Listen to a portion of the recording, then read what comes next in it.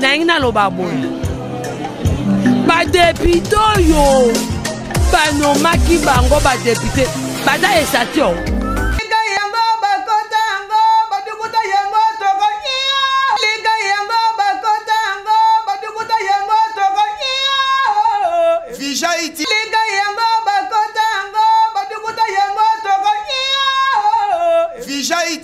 Chaîne Kitoko, Vijay TV. Chers amis de l'internet, abonnez-vous massivement sur votre chaîne Vijay officielle télévision.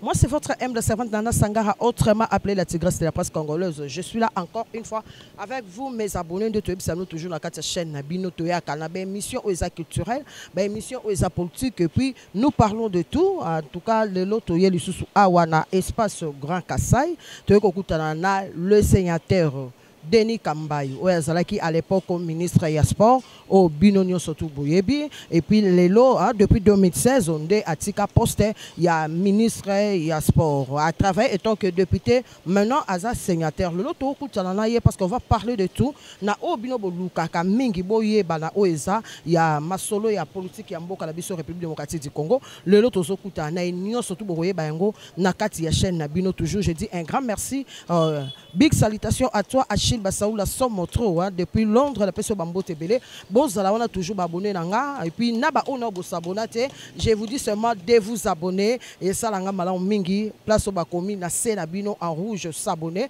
vous abonner et puis au bossa maximum de partage, like aussi, aimer aussi, ça nous fera du bien à suivre. Quand même celle, je suis avec ma conseillère Rachou Chako que je donne la parole et après on va introduire l'honorable Rachou. Merci beaucoup Junior Moïwabou et merci à tous nos invités, nos consoeurs et confrères.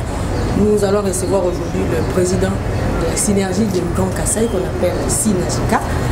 Et merci Tokoyambaye pour tout l'obila, tout développer situation Yamoka sur le plan social, culturel, politique. Sport, surtout que hier Azali Moto, Azali Cause, Azalara double casquette. Ma casquette est belle. Si vous avez un sport au côté, vous avez une culture au côté, parce que Mambelega il bipé, a bien ça que ministre de la culture, il y a un peu de vendre de la ligne. Merci beaucoup, chers amis, encore une fois de plus. Merci à tous nos abonnés dans nos multiples chaînes YouTube. Nous sommes là avec l'honorable sénateur Denis Kambaye. Denis Kambaye, vous le savez bien, il fut ministre des Sports en 2006.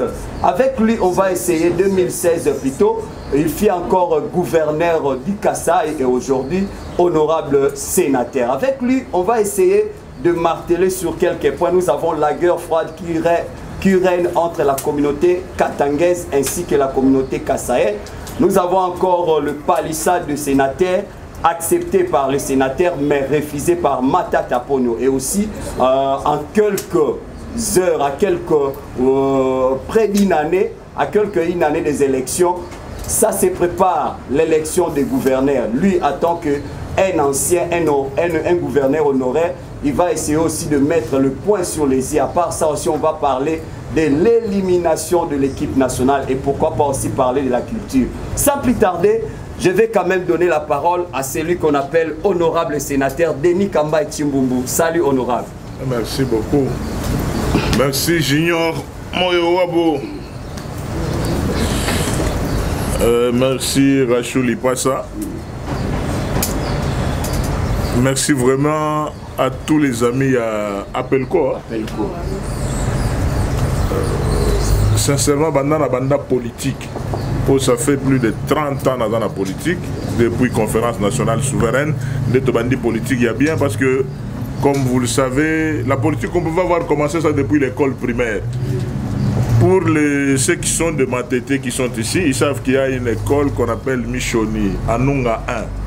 Donc nous, on a commencé la politique là-bas dans les années 74. On a évité dans 74, c'est-à-dire que la politique se commence, tu es déjà chef de classe, ozo comme batuna bavard, soko ngo bima récréation, au foot amende nayo, soko au foot amende te, au tikali na kati, pour nga il faut appeler ça rapport et pas maître. Vous comprenez déjà que c'est déjà la politique.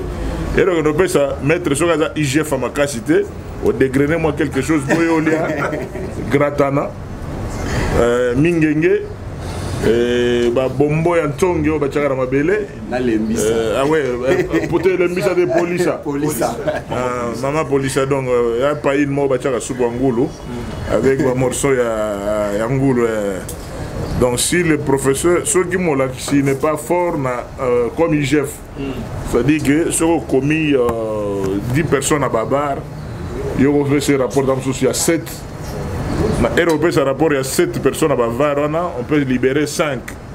Prof peut attirer un peu moins quelque chose. C'est-à-dire que la politique est déjà bandakala, depuis l'école primaire, jusqu'à ce que tu aies l'intérieur, Kananga Lisusu, après Kananga, je suis rentré à l'université de Kinshasa, où la grande politique a commencé avec la position de Maréchal Mobutu Sese Seko, Kukumbendo Wazabanga, qui avait dit je prends congé du Yampère. J'étais dans la brigade universitaire, pour ceux qui ne le savent pas. Mon nom à l'université s'appelait président Derio Denis Gambaye, Derio, donc Mario Campes et Derio au Sanxi Bakom Wanami Balé, voilà. Je disais que depuis que j'ai commencé la politique, c'est la première fois dans mon vraiment Bolingwa Presse, dans le modèle, vraiment junior, je ne tenais qu'à te féliciter. Merci. Pour les journalistes, vous avez le bandoliste, vous avez le mot Bolinga dans la petit. Créer un journaliste tel critique tel mais on a vraiment le junior auto ça là pour ça au big c'est bien kende et ça que pour ça tout vendara c'est-à-dire que non si je devais commencer par là de vous féliciter parce que sincèrement moi je ne savais pas que ça allait se présenter sous ce format. J'avais cru que vous allez peut-être 4 journalistes de Nassalaga, 4 Kotoyo, au moins sur 5 personnes, les autres pourront prendre l'image. Mais tout est bimi, vraiment sincèrement, je dois que vous accompagner et vous féliciter sincèrement pour ce travail. Si le deuxième chrétien a au-dessus, au moins on a titre, oh, Denis Gamba a dit que tu donc parce que nous sommes dans une société où beaucoup de gens ne lisent pas dans le fond, titre. Et vous n'êtes pas responsable de ça, Banda et solo moi. Et Lima, Salongo, surtout on appelle ça attaque. On écrit un titre, mais dans le fond, c'est autre chose qui est dit.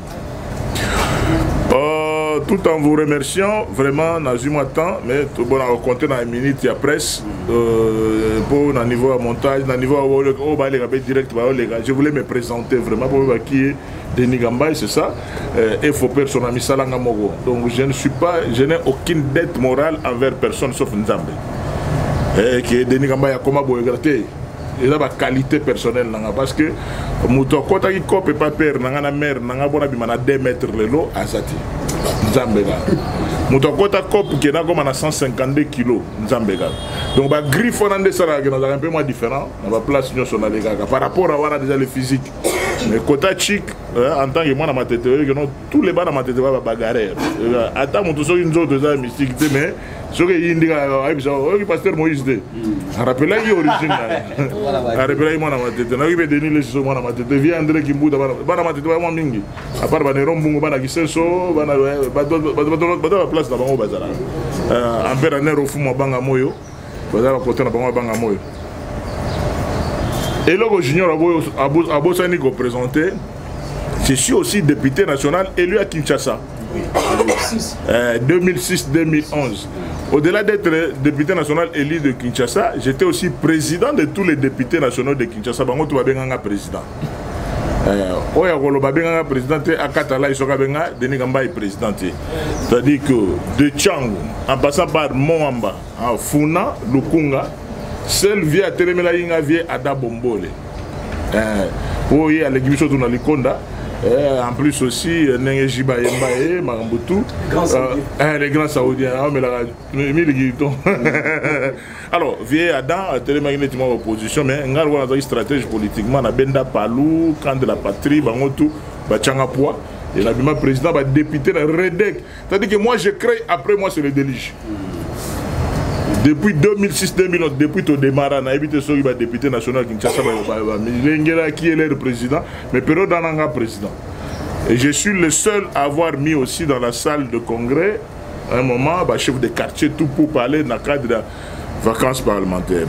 wana nazo mikumisana avant nayoka ba provocation na bino ba question na bino nazo mikumisana no pobe ba ki Denis Kambai donc député national élu de Kinshasa au calcio buga mikoa donc mes présidents ba député national de Kinshasa les ministres des sports les plus compétents ata bondimi te par ya moto débrier mais ngana yoka kaka o population de banda changu tinande na kende kuna côté à Kintsuka pêcheur so yoka pêcheur Denis Kambai donc na yoka na zabe mutu na yoka et place nous na sala mo pe na nkona ki ba vitre bon na yoka que demande le peuple donc Mazali ministre en 2015 en septembre 2015 boulot et daé na ministère en décembre 2016 après copie à Bassami Badi Banga Banani tout ça bisoto démarré et j'étais gouverneur de province pendant une année dans Kasaï central décembre 2017 décembre 2018 on a bêta juste une année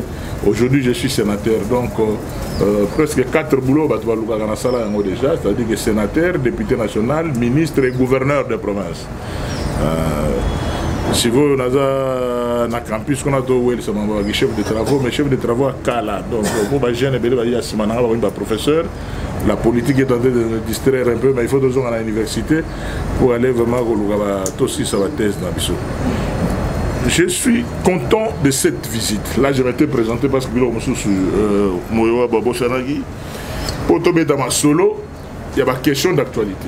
Donc, question d'actualité à Liboso, Junior Autobeta, les relations entre Katanga et Kasaï. Ça se dit, ça se parle. Il y a des injures dans les réseaux sociaux. Mais cette partie d'intervention, on a dédié à Laurent Désiré Kabila. Cette partie d'introduction des relations entre Katanga et Kasaïa. J'ai dédié ça à M. Laurent Désiré Kabila, on a regretté l'Iwanae, parce que s'il était en vie, ma Camerounais se demande à mais la vérité, c'est quoi par rapport à ces relations? Mon peuple périt faute de connaissances. Donc mon peuple périt faute de connaissances. Il n'y a aucun problème. C'est pour cela, quand je dis mon peuple périt faute de connaissances, parce que tu belé, parce que la constitution de on a une awa batebele ba otanga bible te ya on a une bible awa batebele ba otanga mikande belete on a relaxa bino awa c'est ça l'origine l'ignorance tout tourne autour de l'ignorance et deuxième aspect l'impuissance du gouvernement central j'ai dit l'impuissance du gouvernement de Warrior donc on peut ça va tenter. Donc l'impuissance du gouvernement de Warrior, au chef de l'État qui a quelque part à sali tourner et era zongi, rien n'est fait. Ce n'est pas le chef de l'État qui doit le faire. Article 90, 92, 93, il y a la Constitution. Qui est l'exécutif? J'ai beaucoup aimé l'intervention. Il y a le premier président de la Cour constitutionnelle quelque part, je vois on a expliqué tout. Quel est le rôle d'un président de la République? Quel est le rôle d'un gouvernement? Il y a un gens qui dit non, tu bêta qui libanda, tu bêti bien té. Mission en relation avec FCC cash, parce que tu as au bunga rumba, tu as dit quel est le rôle? Il y a Pepe Ilou Kamba et quel est le rôle du président Félix Tshisekedi. Au Nazoro Bakeno, mon peuple périt faute de connaissances. Avant d'aller plus loin, na point O Sogi Junior va permettre que non, na bête point par point après na tigre la bino temps, nous t'ont posé question na O mukanda o caméra ba zongo ba komiango de la lutte de libération du peuple Lulua. Et ba to tanga moi livre ba we ba keno ba relation ezandenge nini makambo ezandenge nini ba to batanga kati ba to soki bazana soir au manaka zimagie novelas sport non mais kotanga et moi mon boulot livre il y a liboso na recommandé dans ma solo dans la séangona ton deuxième livre épopée de Kalamba Mukenge naissance du peuple Lulua épopée de Kalamba Mukenge donc bato ba ngwe histoire batangaka toza a na village Grand Kasaï il y a un village Moloka na biso. Donc, ce que a aux livres, autant comprendre avant, n'a qu'autant la réponse à opérer sur solo. Troisième livre, Eza Yandoyi, n'a professeur Kambai Boacha. intitulé Baluba du Monaïs. Les Baluba Bomimona, Bomiyeba, Boutiwapi, Ezanin, Moluba du Monaïs, Empire Luba. 4e livre, on a Awa, de la Belgique coloniale et le Congo. Une histoire d'une brique chaude. Batwazo Tangati. Yango zo mona lelo geno locataire akomo bengana propriétaire. Wazana matoya koyoka ayoka. Comme locataire azo bengana propriétaire. Oezali Jonas Munkamba au gré des vagues d'une histoire congolaise mouvementée de 1931 à 1918. Soko zana ta otanga mikanda nyonso te okosenga ta moko otangi ata ne basotaka parti otangi introduction otangi na kati quel est le contenu ba chapitre les intéressés yo soko zana ta otanga nyonso te me koyeba o mukando vraiment nazo recommandant ba congolais nyonso pona ko poser question moko aso mto répondre ngaso mto répondre donc yo comme dit chiki ngana poser question mto zu 20 000 francs na kupira sika. Il y a 1000 à Sika, donc ça, on doit répondre à Azu déjà, noter comment il y a Azu. On a une question à opposer au Chita. Livre, on a recommandé les provinces du Congo, création, démembrement, regroupement. Il y a professeur Adolphe Lumanu Moulenda Wanasef. On a besoin de la Constitution, on a besoin de la Bible. Pourquoi j'ai regretté la mort de M. Laurent Désiré Kabila? C'est parce qu'il y a que depuis 2016 et depuis le 16e siècle, tout ça qui peuple le monde. Les Balouba di Kassai, les Balouba di Katanga, même peuple descendant de Ilungambidi et de Congolomwanza, Congolomwamba donc à Bandi, Ilungambidi et Goloba. Quel a été le testament de Ilungambidi? Bateau il y a 2 ans, quand il a siégé. Ngana moninga nanga lisano nga avec bien yé muto dragon Tario Mulongo. C'est un Muluba de Katanga jeune comme moi mais ouais dans la mentalité ya sika différent de tout la mentalité ou ya kala ou bien mentalité muso va comprendre ça. Tario Mulongo c'est mon frère. Mais azal ndeko nanga o atikala na source. C'est pour dire que Baluba mususu ezalaka ne réflexe na makila. Ayebi ke ndako atata uta eza wapi eza na Kamina ndako atata uta wapi eza na Katanga koto na 4 démembrement nde bakita na bango ti koto ya Kasai mais source na bango eza na Katanga.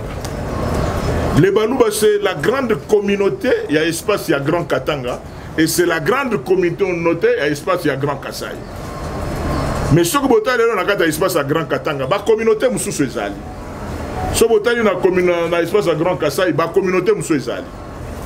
Mais les jours que Bandeko Mibale, Alliance Katanga Kassai, na cadre ya Boulouba et Boukata, il y a la logique et empire. Monsieur Laurent Désiré Kabila, si les gens se rappellent, Bokanga Maloba, vieux Étienne à l'entrée de l'AFDEL, il dit je vais aller voir mon frère et j'ai trouvé qu'il y a des personnes sans qualité qui l'entourent et tout ça. Et c'est-à-dire que son frère de sang de l'Empire Luba, M. Laurent Désiré Kabila, mais qui était entouré à majorité par Banani, on a autant à combattre pour la diplomatie. Mais vous voyez que la forme n'a pas on est timide sur bon, Nabomi. Compris. Via Zongassi. Mais musée est loko wana zakana ngana kutana na musée na Mbandaka. Le dernier conseil des ministres en 90 avant musée en 2001. Donc ouais, 98 99 il y avait un conseil des ministres na Mbandaka na Bralima yana grâce à protocole na e. Qui veut ko faire bimisa. Pour na yé imagination na e, il y a pas question que Baluba di Katanga, Baluba di Kazaka Baluba. Descendance de l'Empire. C'est pour cela sans aller loin parce que vraiment ce sujet on a l'ingay va comprendre que c'est le même peuple. Mais ebele o babundisa bandeko wana mingi baza vraiment bandeko te na ndenge ya empire. Le Muluba Kassai il vient du Katanga. À quoi il a l'olate? Il y a un réflexe, c'est arrêté à Ozongaboy. Mais, comme la question essentielle, qu'est-ce que nous devons faire pour développer les 26 provinces? Pour développer les 26 provinces, je qu'on a remis à atterrir sur cette question-là. Comment j'ai regretté M. Laurent Désiré Kabila qui avait compris ça. Entre Bandeko, Bamisambu Isakati. J'étais étonné. Il y a même des intellectuels, même des politiciens, des sénateurs ou bien des députés nationaux, mais ils ont ignorance. Dans l'ignorance, il y a l'article 30 de la Constitution. Article 30 de la Constitution, le Binabisoboui. Congolais, tout partout au Azali, et Zambokanaï. Babilo, quand on a observé sous Mobutu, sous Maréchal Mobutu, tu es baki en modèle. Tu es baki en origine, on va perdre la mission d'Engezali. Mais tu es baki te non, Moutu, attends dans la boîte de nuit, à chez Temba. Sur le bail, moi petit coin, il faut que je me mobimba. Tu es baki en modèle. Tu es baki te non, Kodame pas bateau. Et ça du soum. Et comment il est bateau, que non, le logo a damé côté na bino, bino be logo au damé côté na biso. Jamais dans la que vraiment. Il y a plus de 20-30 ans, tu as dit que poison et ça n'a rien à. Mais comme une spécialité dans ma bébé, les habitudes et les fréquentations.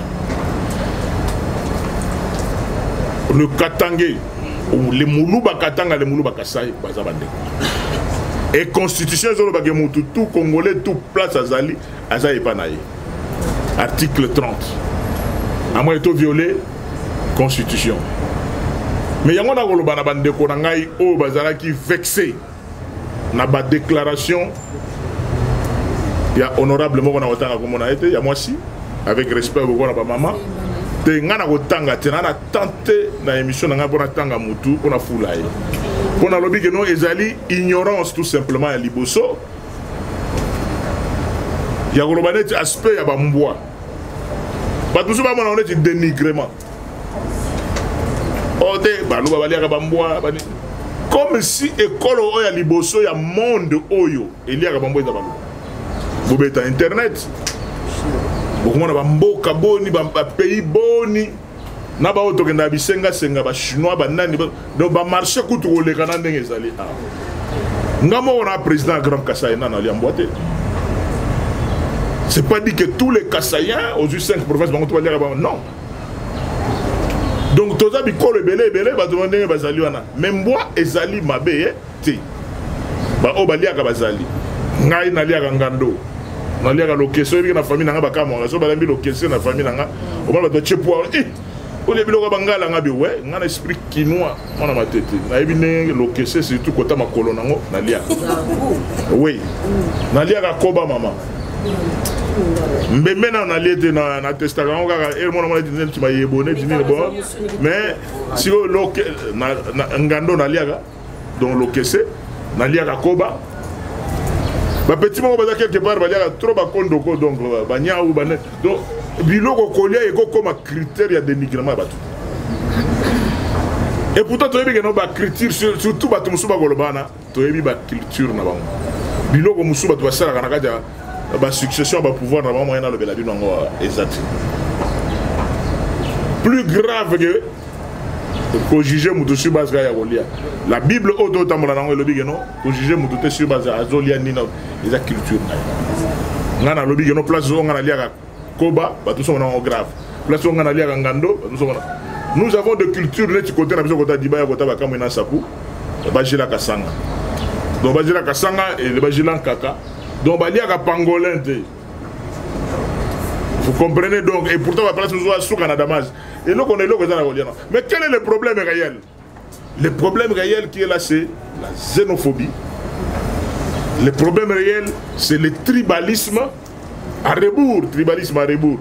Parce que tu vas dire un tribalisme. Non, non. Puisque tu es tribaliste, tu as une identité et surtout quelqu'un qui est assis sur le grand Kassai à tribaliste. Et j'ai toujours dit partout où je passe, mon tout tribal, au moment où on a mis les tribalistes. On a quinoa. Ceinture de sécurité, on a deux personnes civiles qui sécurisent.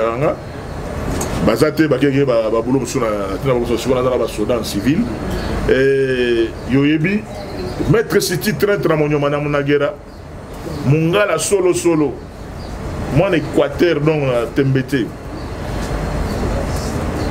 immeuble comme on est immeuble Sibolite lokamba Sibolite azamotetela vieux Eddie Nzombo le soir ba contact na makambo belé ma indom ba des chauffeurs na ngao na zana ba chauffeur na ngao mu Congo Petit Megosto Kadogo na ngai gentil Jean-Pi a mu Congo Pablo aza Mumbala Ntobando au garde na ngazo yakuna a double nationalité azali Kisangani Bandundu. Donc ceinture nanga équiparateur na makambo. Mais nakoki ko wanga na jamais ba origine nanga. C'est quoi Jésus de Nazareth, mais libérateur du monde entier. Vous comprenez? Parmi kabana mayona par rapport à l'histoire boyogona, j'étais stupéfait hier na Sénat. Tout sur la masse de sénateur, honorable Denis, on a makamunda, on a besoin de le bagage, les bien témé réalité zagaga. Il faut battre na batwa à côté na bango. On a ko to chekutu. Chef de Ozoyo Kamuto qui était à niveau chef de division. Le chef de division Mogo Batcheko na mboka Azamuluba. Mais chef de division est un fonctionnaire à l'État. Tout qui était à niveau ba fonctionnaire, ba fonctionnaire à Bikolo na bango, donc et comment à niveau ba soda. Biso a donné ba soda et Kolo na biso. A donné ba policier et Kolo na biso. Tout en dédiant cette mission, cette partie de l'émission à M. Laurent Désiré Kabila, nazo dédiant au maréchal Mobutu CCC Kokumbendo Wazama. Oh alobaka Geno, après moi c'est le délige. Il y a un moment où constaté. Esprit et côté li mutuka ke po bima gouverneur de province na Kassa il faut zaka muluba. Po bima gouverneur na côté il faut zaka école hôtel. Mouswahili non. Nous devons mettre de côté cette histoire de gouverneurs originaires. Tous on a logique de garder vraiment unité nationale, territoriale des non originaires. Donc ma campagne sur la zone bango, ils ont une constitution, ils ont une histoire dans Mikanda, mais ils ont cité la question na Bible. La Bible, voilà vraiment, il faut attendre pour te bénir, la Bible, moi, un pasteur, mon pasteur, donc, on a préparé enseignement à l'élo. Enseignement à l'élo dans Luc, chapitre 23, verset 24. Luc chapitre 23, bon, on est dans l'église, on a déjà. Luc chapitre 23, verset 24. On est dans le sous sa leçon. Luc chapitre 23, verset 24. Beaucoup mieux. 23, 24. Alors, il y a ma soeur. Verset 24. Au combien c'est 34, c'est bien. Il a décidé de faire ce qu'il demandait. 34, ce qui est dans le 34. Mais Jésus disait, Père. Mais Jésus disait, voilà. Père, pardonne-leur car ils ne savent pas ce qu'ils font. Tout ce point. Est-ce que vous comprenez de manière à donner un bail? Zambelimbi Sabon. Ah, Kofi Mbelo, Katsela Tambelo, Zambelimbi Sabon, Te Wenge. Yembe Kofi Bayemba, Zambelimbi Sabon va éviter. Naina Lobabo. Ba député yo. Ba no maki bango ba député. Ba da esation.